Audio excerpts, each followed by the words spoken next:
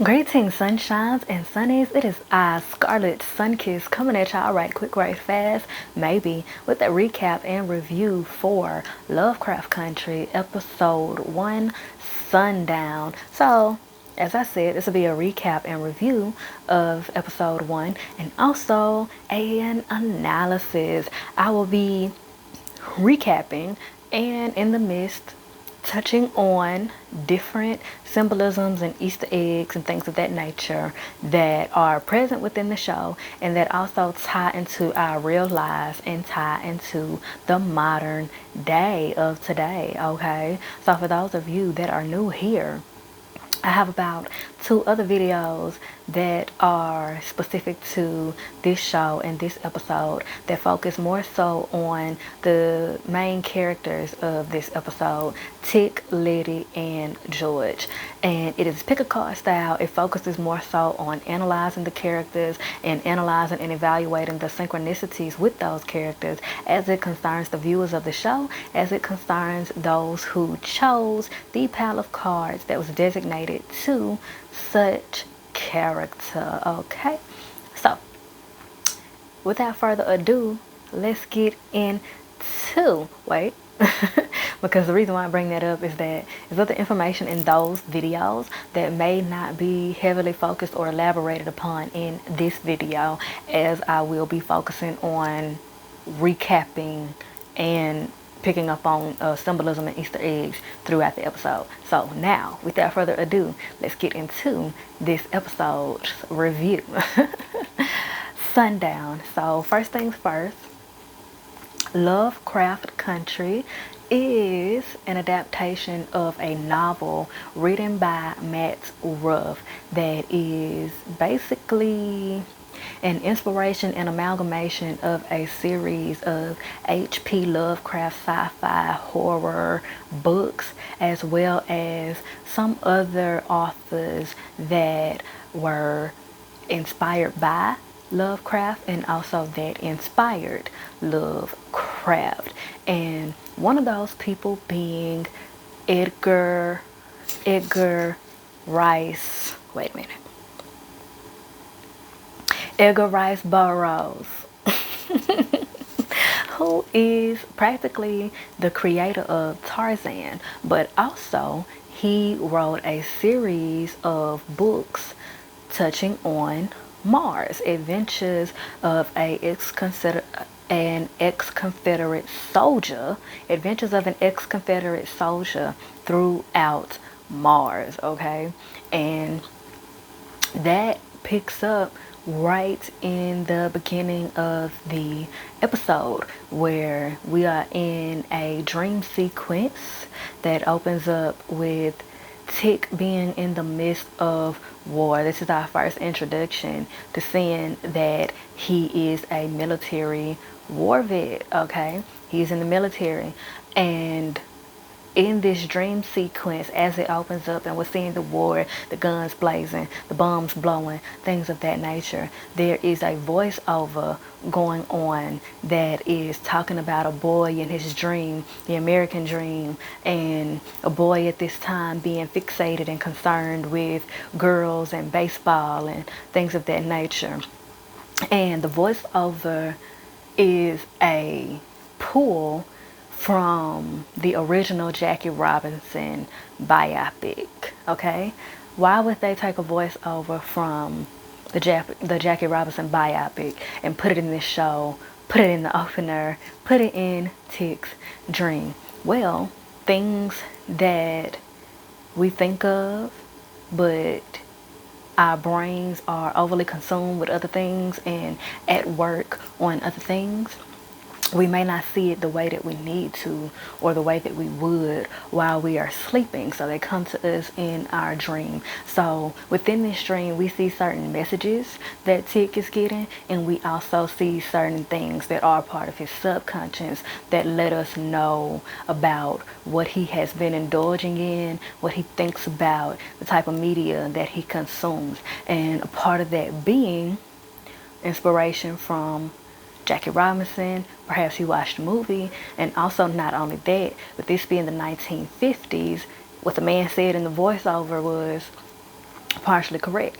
People were concerned with, well, men specifically were heavily concerned with finding them a woman, having them some babies, and watching baseball, if not playing baseball.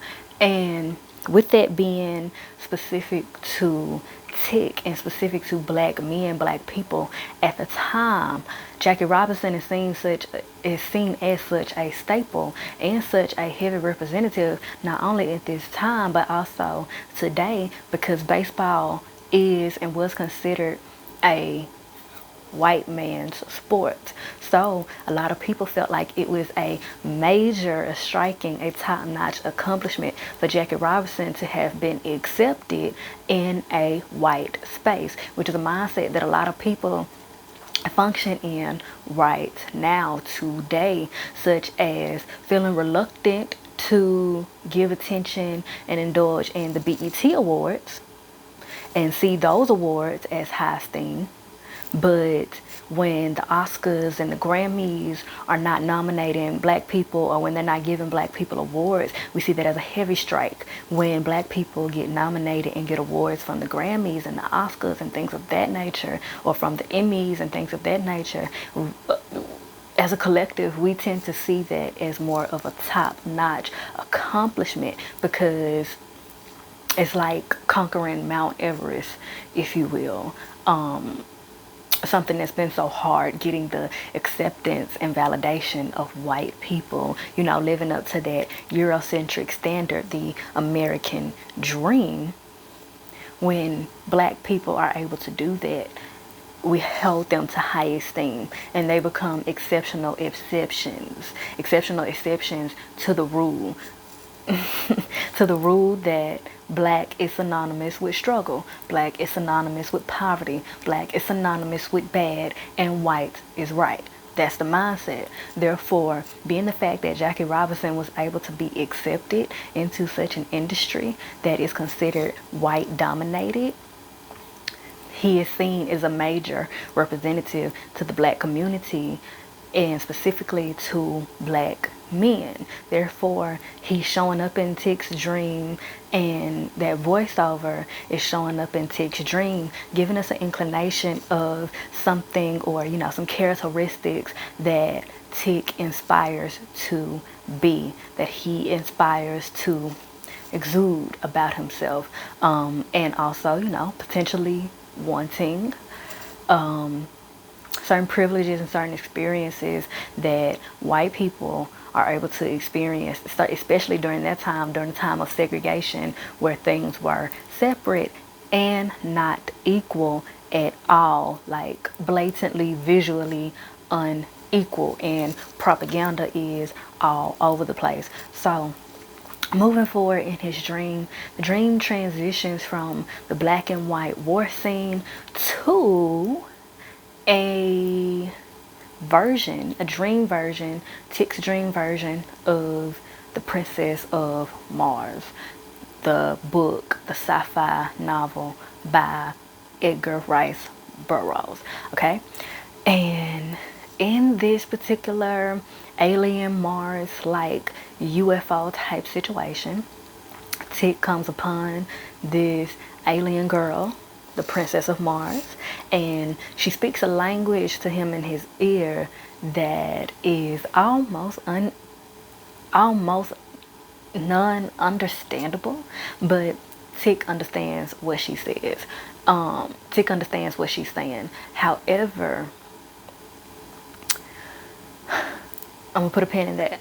But Tick understands what she's saying, because this is a reference to a thing in, oh my god, which book is it? And I will touch more on the different books and novels that I referenced and that pop up throughout the show and throughout the episodes. I will touch on that more in the pick a card that I do for those books. But there's a book by H.P. Lovecraft, I believe it's H.P. Lovecraft, but then it also may be Edgar Rice Burroughs as well. Somebody started it and other people made it a thing, basically, where there's a character that understands a language that's spoken by aliens, if you will. Nobody understands that language except this one particular character. And Tick is that one particular character that understands this foreign, alien, surreal language. And that comes up again in later episodes. So I'm not going to stay too long on that. However, I kept hearing when she would whisper in his ear, it sounded like she was saying suffer, which is something that has been heavily programmed and conditioned into black people's mindsets. As much as I know and have researched and, have been educated upon, going back to slavery and the indoctrination of Christianity upon black people, that they would take certain pages out and rewrite certain things to make black people believe that the slavery, the abuse, the hardships, and the suffering that they were experiencing was not only deserved, but was also a work of God, and that they had to struggle in order to get their blessings, in order to be considered valuable by God. You had to suffer. And that's something that I picked up on. Even though she's speaking an alien language, there are these things called cognates. And what they are is that basically I speak English, okay? If y'all listen to me, more than likely you speak English. Howsoever, in the Spanish language, there are words that sound the same as the English word and then mean the same as well. And then there are words in the Spanish language that sound like English words but don't mean the same as English words. And that honestly happens amongst other languages, and that's what I feel like is kind of present there as well. But yeah, I hear her saying it sounds like suffer, and I feel like that's not a coincidence. I feel like that's something that's coming up in his dream, his subconscious, that has been put into his mind, that he has to suffer in order to be blessed, in order to be considered valuable. And that I will touch on more as I go throughout the episode, and also the other episodes, but focusing on this one. So after that, Tick wakes up, he's on the bus, and he's leaving Florida. But when he wakes up, we see a sign that says leaving Kentucky. Is it leaving Kansas? Y'all, I'm dyslexic, so be patient with me. But it says leaving Kansas or leaving Kentucky, one of them. Either way, he's leaving places that are heavily segregated, that are heavily, blatantly racist, and that don't necessarily have the safe haven, if you will, the safety of the black neighborhood that Chicago does. So I'll touch on that as we go forward as well. But the bus breaks down, and of course the white people are saved and rescued by truckers that pull up and pick them up.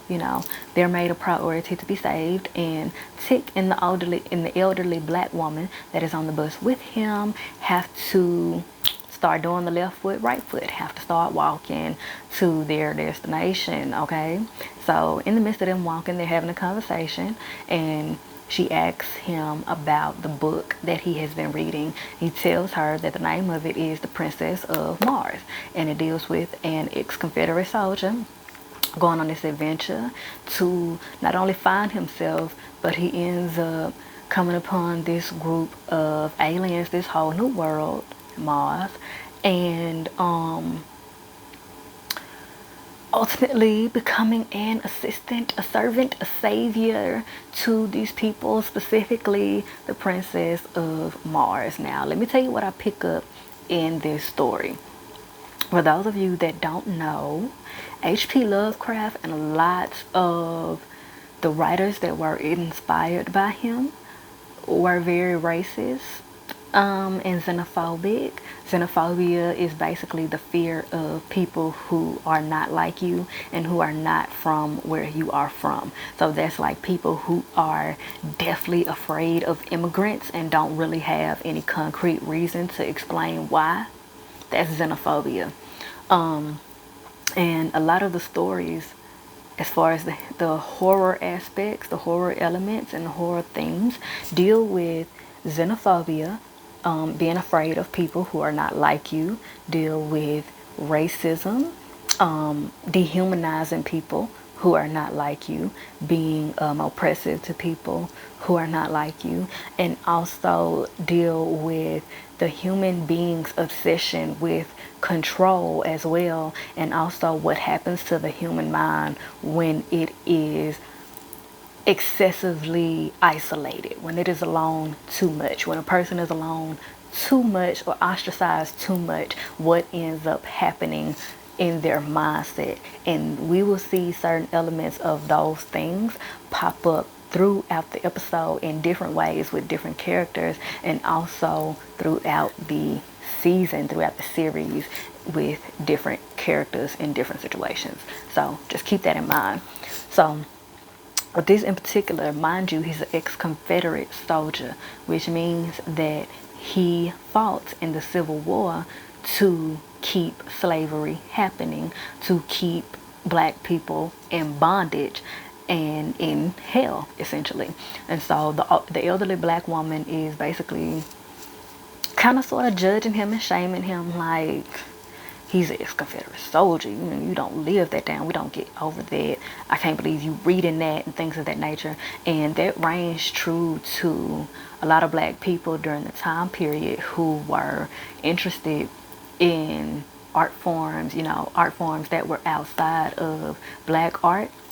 Even though black art was limited, certain black people were still kind of shamed and teased and picked on for being interested in sci-fi and things that were considered more intellectual because it's more white dominated. So that's also where the thing comes from of even today, where when certain black people are smart or speak with a certain amount of articulation or they're interested in certain things, people will say that they're trying to be white, or they're whitewashed, or they're Oreos and things of that nature. You know, people try to shame them. Black people specifically try to shame other black people who are not only and predominantly interested in what is considered black art or black media, things of that nature.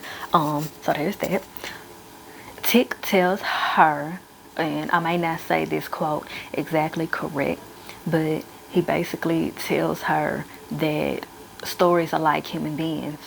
You may not like or agree with everything that goes on, but you take it for what it is and you enjoy the experience, the process, and the evolution of what goes on, because that's life basically.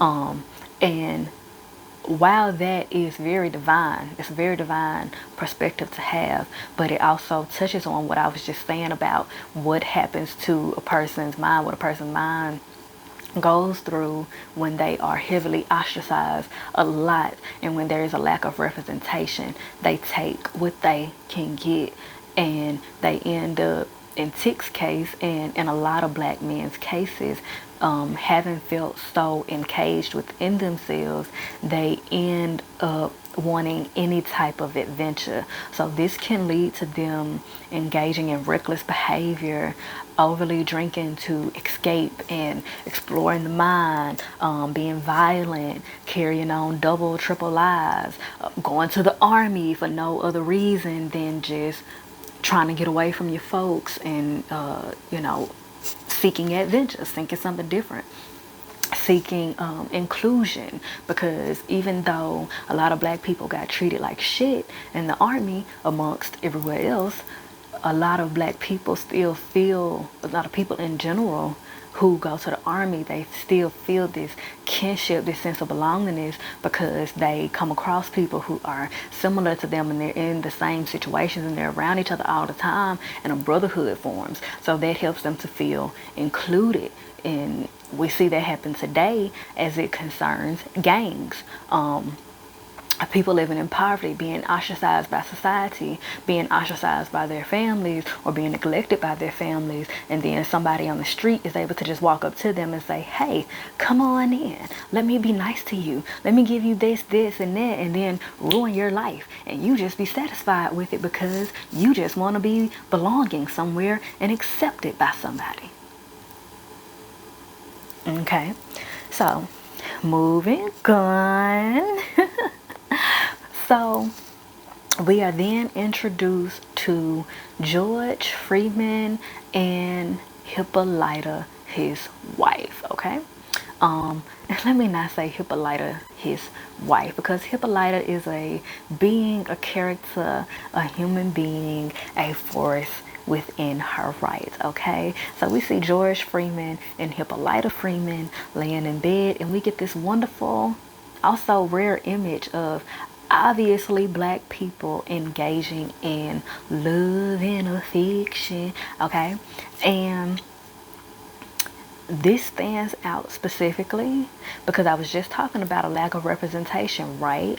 And even today, we rarely see obviously black, an obviously black man, an obviously black woman. And what I mean by that is black people who don't pass the brown paper bag test. Brown skin and dark skin man, brown skin, dark skin woman together engaging in love and affection. And we don't see that a lot of the time because society wants us to believe that dark-skinned black men are incapable of showing affection and incapable of showing love and tenderness. And we also want to, well, society also wants us to believe that about dark-skinned black women. They want to overly masculinize dark-skinned black women and have them be something to be afraid of, or something to be mad at, or something to ridicule because they can't show emotion. They are not human enough to be transparent and vulnerable, which creates a lot of justifications for people to treat them like shit. So with that being said, we get this very rare image of George and Hippolyta engaging in black love. Howsoever, within that, even though we see a very strong connection with them and a very strong, loving, tender foundation here, in the midst of their conversation that they're having, we see some things come up that are very universal in male-female relationships in general when it comes to the society that we live in. And that is women feeling the need to shrink themselves in order to make them men feel comfortable. And also men allowing that to make themselves feel bigger. And also, not only that, but I pick up on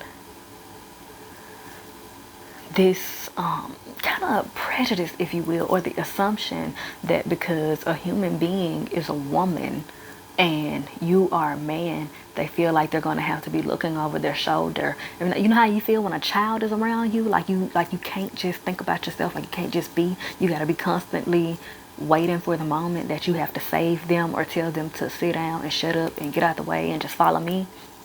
That's kind of what it gives. And the reason why that is because both of them are guides. Both of them are travel guides. And what that is back in the day when segregation was a thing and all of that, there were designated black people called travel guides. If you know the movie The Green Book, that's what it is giving a story of, where these travel guides will basically help people who were traveling from place to place and help them know where to go and how to conduct themselves in order to avoid being tortured, ridiculed, harassed, and killed. Okay, and this is also where respectability politics started to be conceived. Conceived, that's the word. This is where respectability politics started to be conceived, because black people felt like they had to be at the right place at the right time, doing the right thing, looking the right way in order to avoid being terrorized. Even though if white people decide to infiltrate your area, they're gonna do what they're gonna do regardless of what you got on, regardless of what you're doing, regardless of where you at.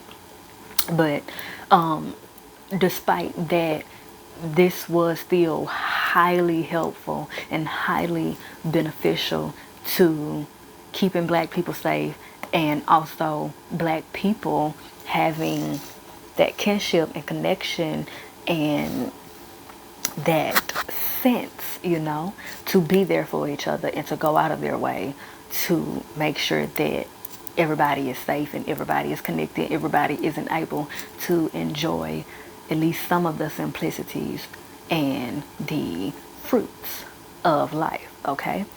And George in particular is more of the main travel guide in him and Hippolyta's relationship.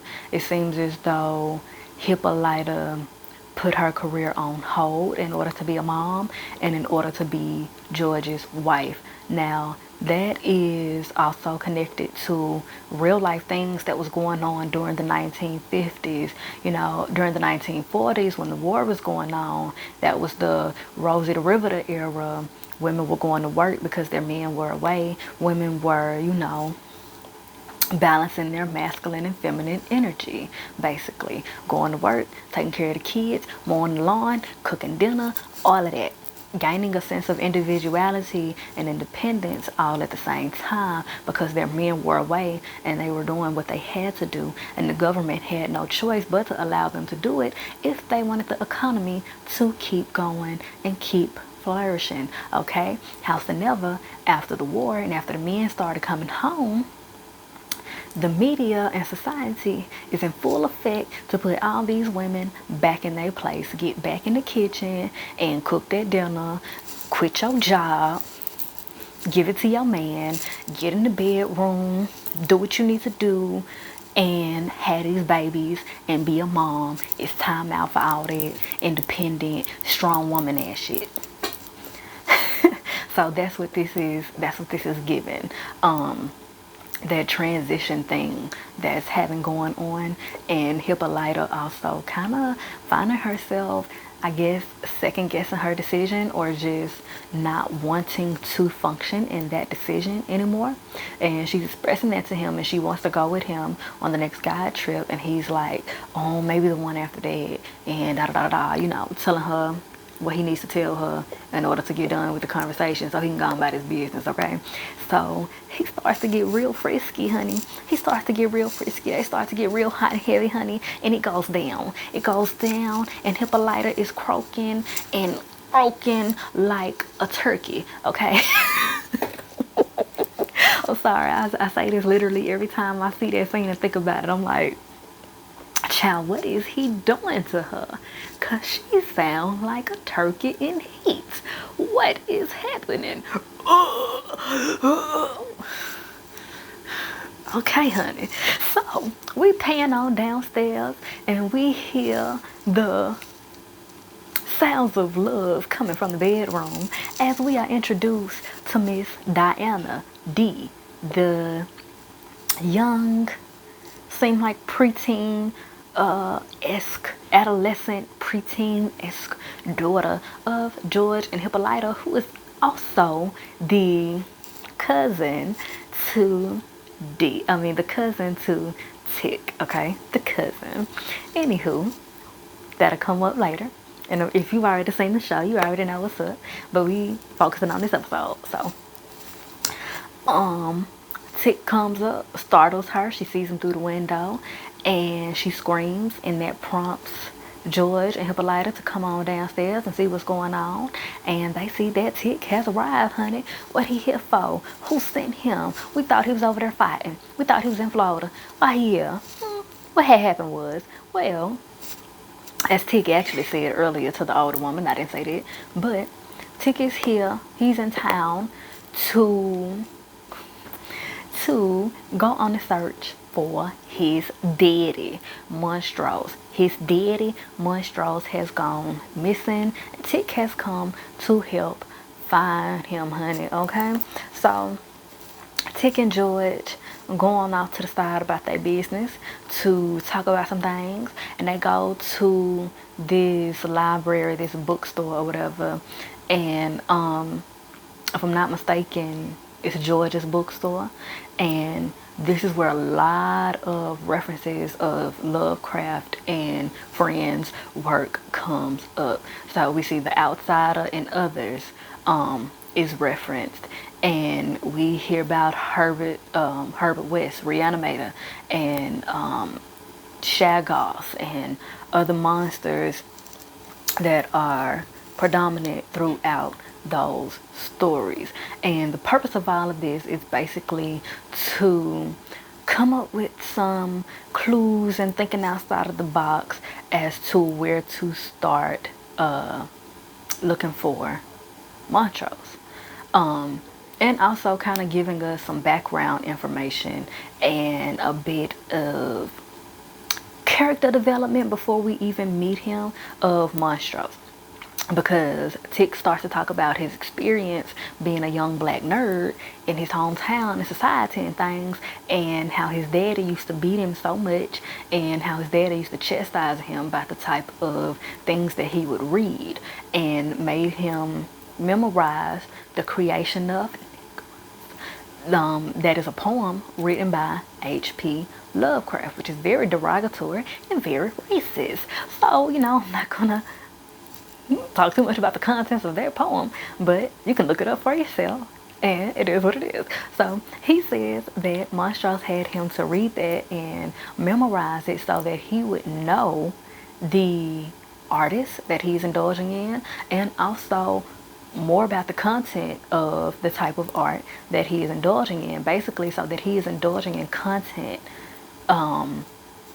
knowing what it is, and he has a broader and independent mind when viewing it, so that he is not poorly influenced by it. And I want to touch on this for a sec, because this is very important. Because with everything that has been going on with a lot of public figures going down about their heinous doings, okay, behind the scenes, a lot of talk about separating the artist from the art. Here's the thing: if the artist does not separate their darkness from their art, it is practically impossible to separate the artist from the art, because the artist did not do so, which is why it is necessary to have information about the artist so that you honestly know who you're indulging in, what you're indulging in, and what the options that you have, basically the options that you have in your perception of it, and the options that you have in what you do with the information. Okay, so originally Tick, with that information, may have felt like what he needs to do with that information was just be entertained by it and use it to influence him to take any adventure that he could get, things of that nature, da da da. But now he's being faced with an opportunity to actually use what he's consumed, the art that he's consumed, for a highly important path, a highly important journey right now. And I'll touch on that. I'll touch on the art and the artist thing as we go throughout the series. I'll elaborate more upon that as we go throughout the series, but that is also why I arrange my content the way that I do, because I want all of us, me and my audience, to be aware and intentional and mindful, not only when we are indulging in art, but also when we are creating our own art, so that we are making sure that we're putting out the proper messages and the proper energy. Even if we're talking about dark experiences or bad experiences, we still want to make sure that we are not projecting our darkness onto other people. We want to create the art and distribute it in a way that the darkness is transmuted into light. Okay, in a way that it can be transmuted into light. Okay, and that also kind of goes back to the name of the episode for me as well, SunDown. Remember, I said that the sun represents truth, and it represents enlightenment, and represents being aware and being able to see where you're going, right? So the SunDown, Tick started off kind of naive. Howsoever, even just in this one episode, as they embark upon the journey, and he has the conversation with George, and also realizes some different interests of his daddy based off the letter. In the letter, his daddy is talking about being interested in the history of their ancestry and knowing where you come from, knowing your history and things of that nature.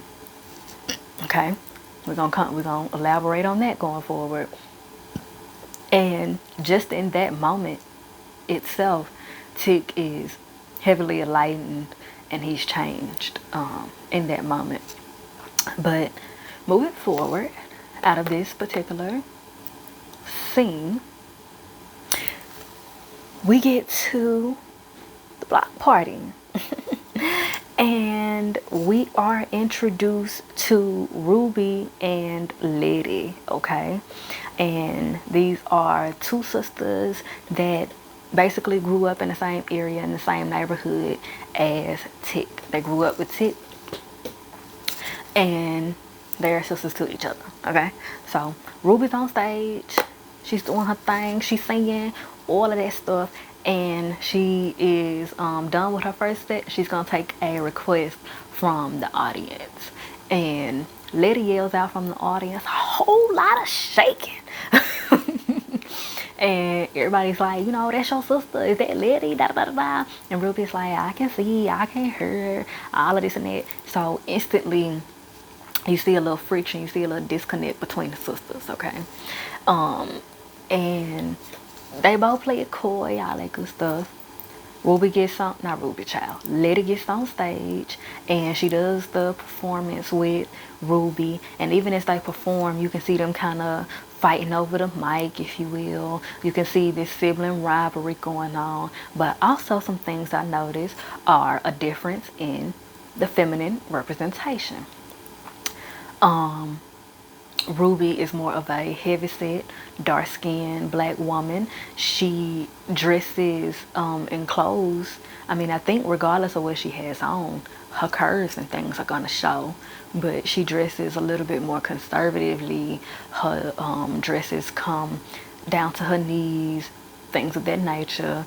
She got on a slip, stockings, and all that good stuff. But whereas Letty wears more short skirts and short shorts, she ain't got on no slip. She dances more suggestively and seductively and things of that nature than Ruby does. Ruby is a little bit more just, while Letty is, okay. So we're seeing the different representation there. And what this also gives me, this is our first introduction to some colorism implications. Not even so much so as the treatment difference just yet, but more so in the functionality difference. Whereas a woman who looks like Ruby doesn't live the same life, if you will, as a woman who is more fair-skinned, more slim fit, and more of the Eurocentric standard, okay? So Ruby has likely experienced a lot of ridicule and ostracization. Me and these words today, child. A lot of ridicule and criticism and things of that nature that make her feel less comfortable to put herself out there like that and drive right all over, wear skimpy clothes and things of that nature, because she's got a lot of strikes against her concerning her aesthetic, okay? Whereas Letty may feel a little more free to do things like that because even though she may get criticism, it's not as bad as the treatment and criticism that Ruby would get as a heavyset, dark-skinned black woman. There's that phobia, there's that, you know, that just that colorism, that dehumanization, masculinization, just pure just trashness towards darker complected people, specifically women. And that comes up as well when they have a conversation that gets to the nitty gritty about why Letty is there. She needs a place to stay. And Letty is also introduced with this energy like she's a fuck up. Like she's constantly just wasting her privilege, if you will. That's the energy that it gives. The way that Ruby functions with her in response to her is if she is as if she feels like Letty doesn't make the best of her privilege. Letty doesn't make the best of the opportunities that she is given. But when you listen to the actual content of the conversation, you hear Ruby ridiculing Letty about what she has on. She don't have on no slip. She didn't come to her mama funeral and this, that, and the third. And her feelings could be valid with that, but also if you listen to what Letty is saying, you pick up on the fact that Letty is more than likely a freedom rider or, you know, somebody who was involved in civil rights. And what she has been doing is not just flying by the seat of her ass and just fucking off through life. She's been trying to help other people gain greater quality of life. Black people gain greater quality of life. She's been trying to help assist with that. And her family, people around her, just don't take her serious. And a part of that also is colorism. Colorism that affects lighter skinned people, lighter skinned women. Whereas lighter skinned women are often not taken seriously when they are trying to do serious things. They're seen more so as docile, they're seen as stupid, seen as weak, seen as liabilities, seen as just divas and things of that nature. So even if they are showing the hard work that they put in, they have accolades out the ass, this is that and the third, people will still be reluctant to taking them serious and taking their struggles serious because they are light skinned. And a great example of that, to be honest, is Beyonce. She's a lighter complected woman, and a lot of people feel like she's overrated and this, that, and the third, in which it's to each his own whether or not you like her music. But one thing you cannot say is that that lady has not worked for what she has. She's bust her ass and worked for absolutely every blessing that she has, and she has even documented it for us. But you still have people who don't want to take her serious and will still say and feel like the only reason she is successful is because of colorism. And that's the colorism of it all. And so also in this conversation, another implementation of that, in which on the Lovecraft podcast, one of the writers on the show discusses this with the holder of the podcast, where she talks about their different perspectives based off their differences in experience in life. Ruby doesn't believe that a black woman can get a job at the department store that she's been trying to get at, because she has tried over and over and over again with all of her accolades, with all of her accomplishments and experience and all of that, and she hasn't been able to get on. So when Letty says that to her, not only could it be when Letty says to her that she's just gonna go get a job down there like it's just easy, not only is that triggering, because Ruby probably knows that it's true, it might be easy for Letty because she looks different. However, based off Ruby's experience, it's not that easy to do because it hasn't been easy for Ruby. So in her mind, why would it be so easy for you if I couldn't be able to do it? And in Letty's mind, I've been able to do everything else. Why wouldn't I be able to get a job up there? So you see that a lot of people's perspectives and opinions differ based off their experiences. So moving on.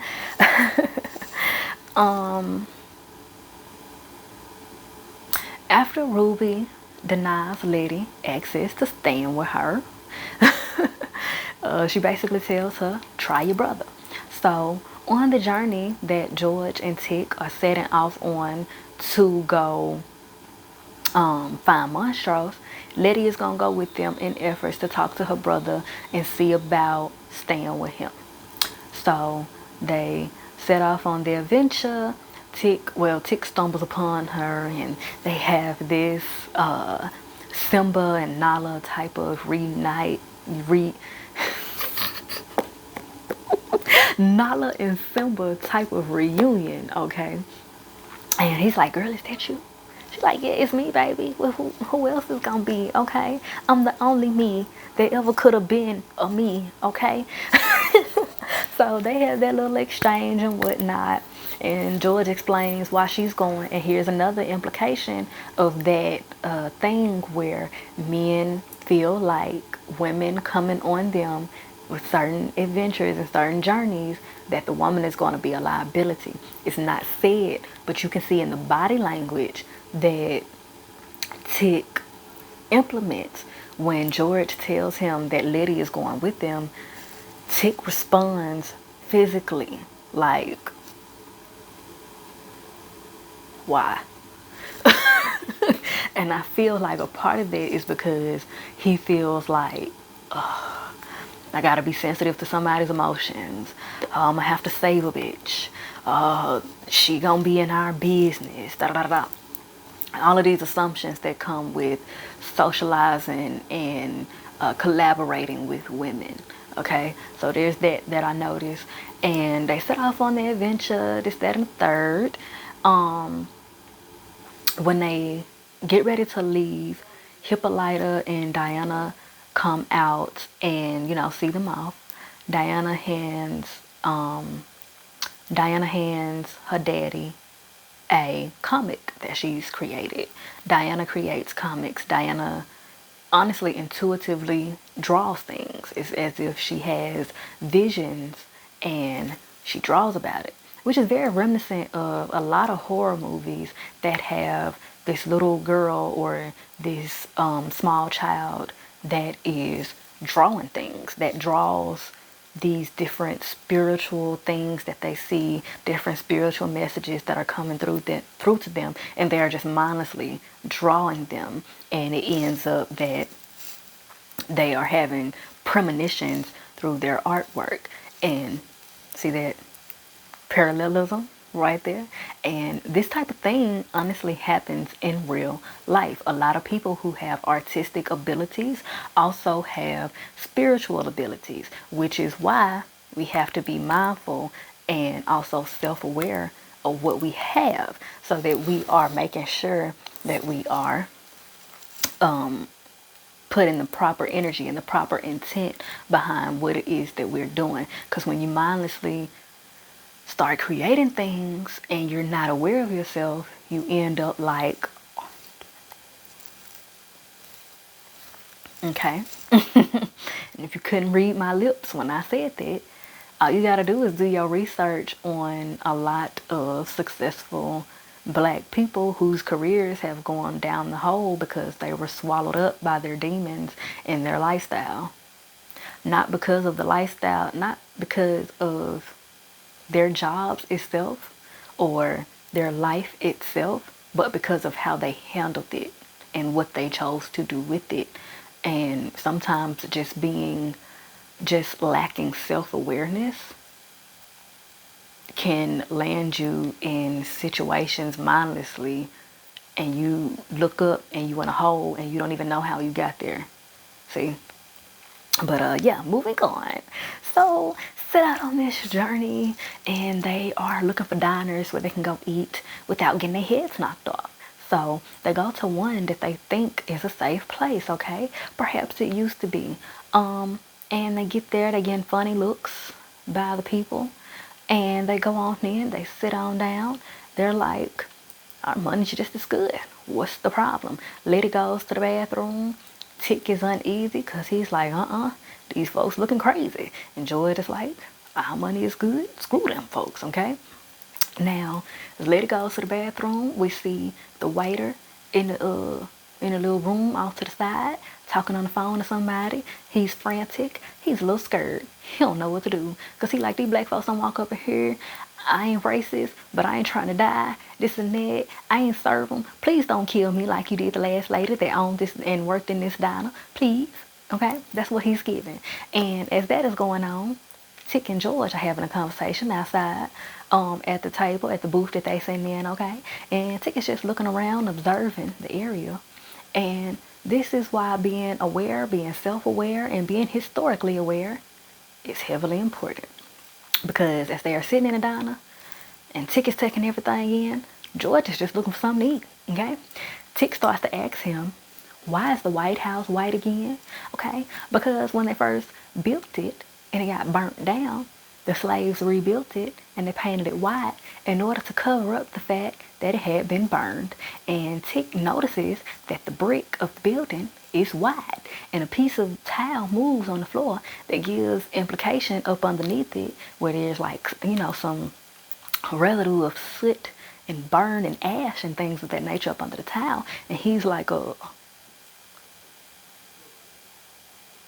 we seem to be in a real familiar situation here. We seem to be in a real familiar building that seems like it was burnt down once upon a time and rebuilt and painted white to cover up the fact that it was burnt down. And right when he says, basically gets that direct cue and correlation, Letty comes running out of the back. We got to get the hell out of here now, okay? Why? Because the mob is on the way to get that ass. So they rush out. Letty hops in the car, and George, even in a state of panic, feels like gender roles matter right now. Let me drive, they said. Nah, Letty mindlessly hopped in the car because she is in full survival mode, and she like, we just gotta get the fuck up out of here. I thought about it quicker. I got out here quicker. I got here first. I'm driving this bitch. It is what it is. So they driving. He's trying to micromanage her as she's driving, and she puts him in his place and says, look, I'm Letitia fucking Lewis, and I'm doing this shit. You're gonna sit there and you're gonna deal with it. Okay? Okay. So, long story short, in this high-speed chase, the white mob chasing our friends here, George, Tick, and Letty,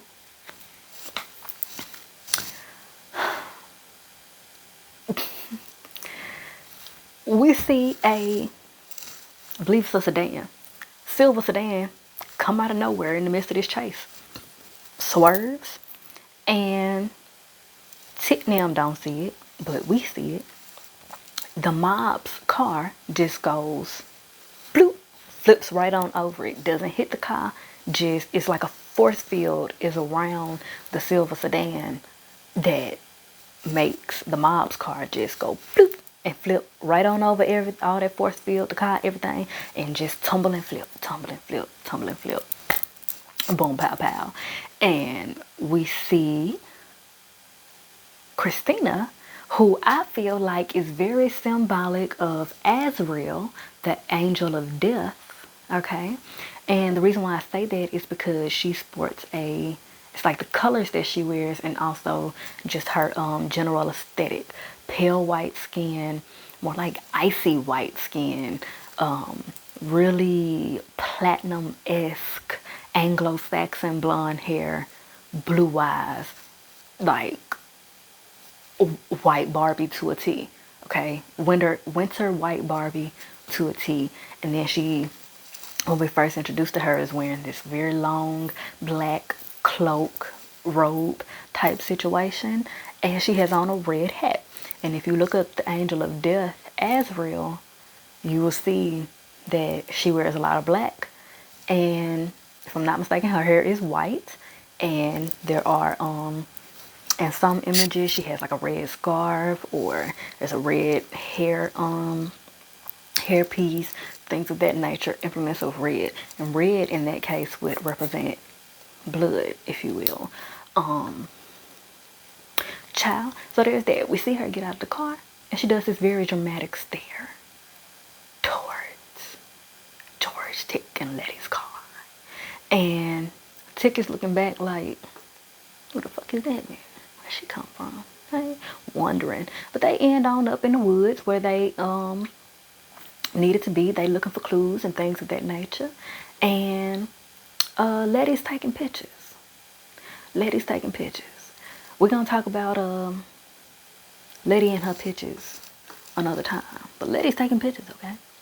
And they out there lounging about, having a conversation, talking about different historical happenings and elements of where they are and things of that nature. And honestly, just as they're about to leave, a white cop pops up, being problematic, talking about, do you know where you at? Sun's almost down. In about 5 minutes, I'm gonna have a right to bust a cap in you. Okay. So Tick is basically talking to him, not disrespectfully, but like an individual, like he knows who he is. He's not cowering and putting his head down and scratching his head in the presence of the white men. None of the white men, none of them are. And this seems to threaten and infuriate the police officer to where he feels a need to make humiliating requests, such as having Tick tell him that, ask him, will he let this smart make a U-turn right here and shit like that, little stupid stuff. And as they're leaving, he's tailgating the shit out of them, bumping into their car, trying to make them speed, just trying to provoke a reason out of them for him to enforce the law. So they make it out of the town's city limits, town limits in time, but as soon as they make it across that line, child, it's a whole nother mob. And the bull ensues, okay? So we get to this very, very dark spot in the woods. They're being harassed and chastised, and it's the typical white mob clan-esque bullshit. Get down! Da da da da! Nah, stop talking to me! Head up! All that extra stuff that I don't have the patience, or it's foolishness, okay? They're being Klansmen in simple terms, all right? And ultimately, they're being racist, but there's also this implication that they know more than what they're letting on, just as George, Tick, and Letty know more than what they're letting on. So all these different innuendos of them trying to figure out what the other person knows, okay, without giving away too much about themselves. And here we have a theme coming up of the xenophobia, the racism, what happens when two different types of people come together and they are ignorant of one another. A lot of fears come up. Black people fearing the white people for obvious reasons, and then white people fearing that black people will gain a certain amount of power, be it internally, systematic, whatever. I'm sorry, I hit my mic when I did that, but be it internally, systematic, or whatever, having this fear in the back of their head that everything that they do to people of color can then be done to them. Because honestly, it can. What's done at the top must be done at the bottom. We learned that in basic algebra. That's karma. That's energy transfers. Whatever you put out will come back. It's what it is. Even if it's good. That's why good karma is also a thing. You put out good, good comes back to you. You put out horrific terrorist types of things, you may not literally have to go through a concentration camp slavery type of thing, but it can be internal. It can be in a language that elitists understand, being the fact that you lose all of your privileges, you lose all of the money that you inherited, you lose the land, things of that nature. And that's another place xenophobia tends to come from. Also, the fear of being extinct, the fear of colonization, and The reason that that comes up so much is because predators fear being preyed upon, because they know what they do, and they know the law of attraction, and they know the law of karma subconsciously. As human beings, we know that. We know right from wrong, especially the older that we get, and we know the law of attraction, we know the law of karma. So we know that what's done to somebody else is possible to happen to us. What we do to somebody else is possible that they can do the same thing back to us. So it comes up when you have situations like this. So they're in the woods. It's confrontation, it's conflict, okay? And just when we think that Tick is about to get his head blown off, because it's been uncovered that basically he slips up and says the sheriff's name after they have tried to convince them that they're just passing through town. They're just taking a road trip, this and that. There's no ulterior motive. But the cop picks up on the fact that's basically like, if you're just passing through town, why you know my name? Okay, so in this moment, they feeling the need to kill them because they know things that can free them from their oppression, even in the slightest bit, basically.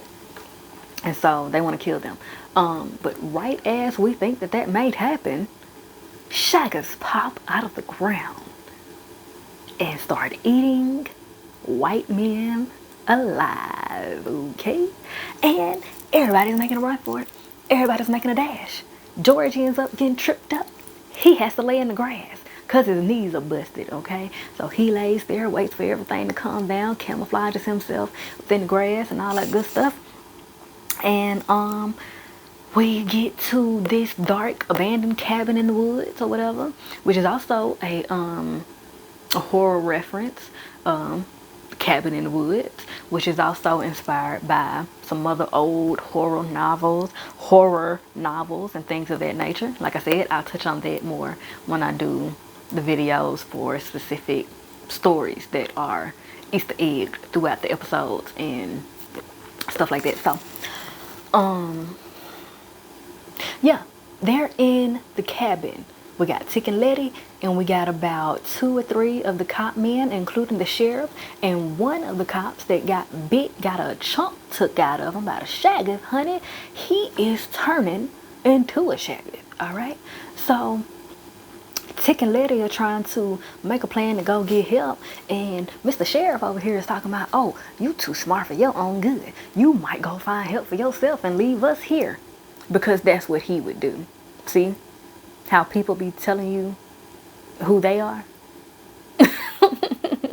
So you see how people be telling you who they are by projecting their characteristics onto you, assuming that you're a fucked up person because they're a fucked up person. Okay, so yeah, it's like, oh, you might go find help and leave us here, da da da da. And even if he did, had every right and reason to, okay? But and here's another implication of assuming that women are weak, specifically light-skinned black women. The cop tells Tick, oh no, still got the gun on him now. The cop tells Tick, oh no, send her out there, da da da da. Low-key, high-key, because he feels like it's a higher chance that she'll go out there and get killed, and she's too stupid to do anything for real, underestimating her because of she's a woman and how she looks, okay? Now, in the process, we got Buddy over here turning into a fucking shag-off. This gets us into another thing that is heavy in H.P. Lovecraft and other ancient horror novels, if you will. Who are the monsters? Who do we consider monsters? Who do we consider reasonable to be afraid of? And what do we consider reasonable to be afraid of? And that's then where all the other things such as monsters and xenophobia and the outsiders and things of that nature, that's where then all of that starts to tie in, okay? So the sheriff still has the gun on Tick, even though his partner's over here turning into a literal monster that is going to kill everybody involved. But he is still reluctant to shoot the shagoff transforming partner of his, because he is so engulfed and wrapped up in racism and his xenophobia and his social conditioning to see black men as monsters. Even more so than the actual monster that's in his face about to eat him. Okay, so moving on, Lady starts saying a prayer to herself as Tick calls himself, encouraging her to go out. She's encouraging herself, honey. And she goes on out there, she does her thing, and ultimately they escape, and your boy ends up getting attacked by his good old monster friend. They end up disintegrating, okay? Everybody flees, and they end up at this big old mansion, this big old plantation estate type of situation. And this Anglo-Saxon aesthetic having white man opens the door and says, "We've been waiting for you."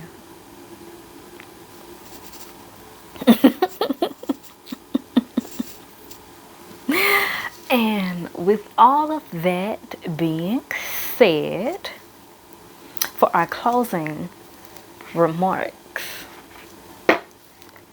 what I get from that is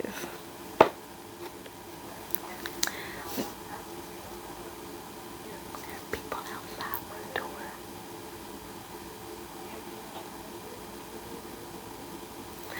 So they've been waiting. Okay, the man who opens the door has been waiting for Tick Nim for his own ulterior motives.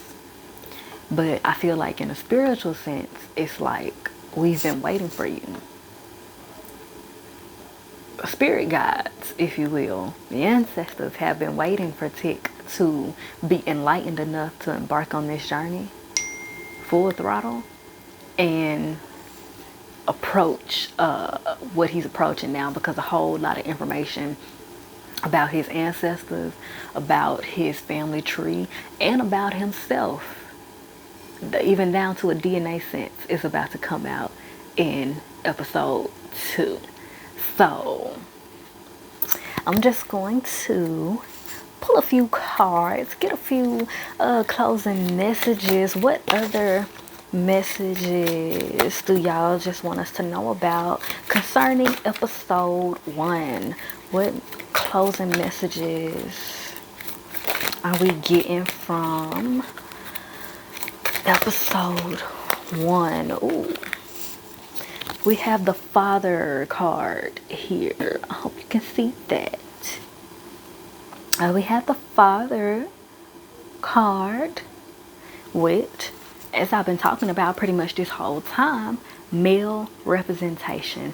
The father is the first male representation that a child receives. So definitely throughout this entire series, we are seeing the importance of having a father in your life, the importance of having a plethora and a variety of masculine examples, because Tick's daddy Montrose is not very tender and transparent with his display and emotions. However, George is more tender and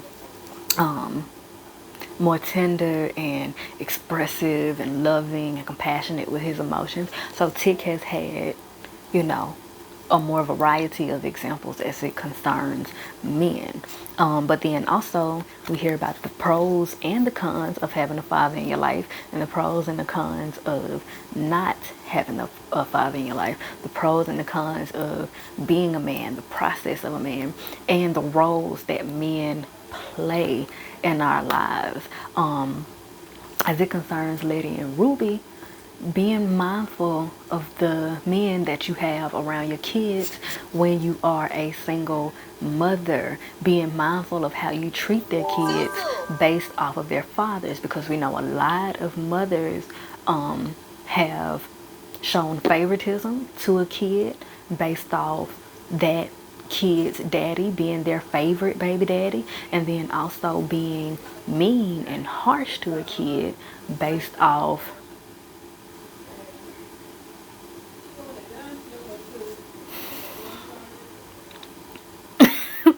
but yes, we also see mothers being very mean and harsh to their kid based off the mean and harsh feelings that they have towards their kid's father, which I feel like shows up with Letty, Ruby, and Marvin, because it's pretty obvious that they have different daddies, and it's pretty obvious that there's an imbalance of attention, an imbalance of tending to there, and obviously which would show up more so in the second episode and other episodes concerning Letty and her perspective and her possible experience with men that came at the exposure through her mother.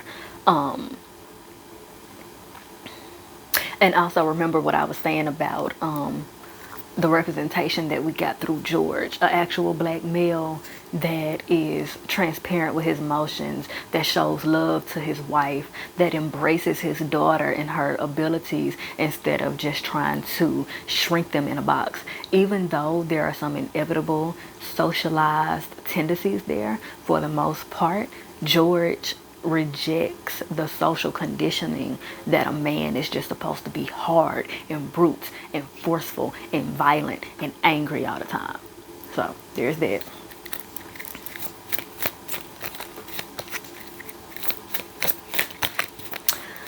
Also, unlearning the toxic implications of patriarchy, such as feminism being seen as weak, and then, or like femininity being seen as weak or bad, and masculinity being seen as powerful and good and to be praised. Both need to be embraced. Both are powerful. Both need to be balanced and work in coherency with each other. And only then, when a person is balanced in their own masculine and feminine energy, most of the time they exude the most confidence. They are the most successful internally, and in an earthly sense and in a spiritual sense.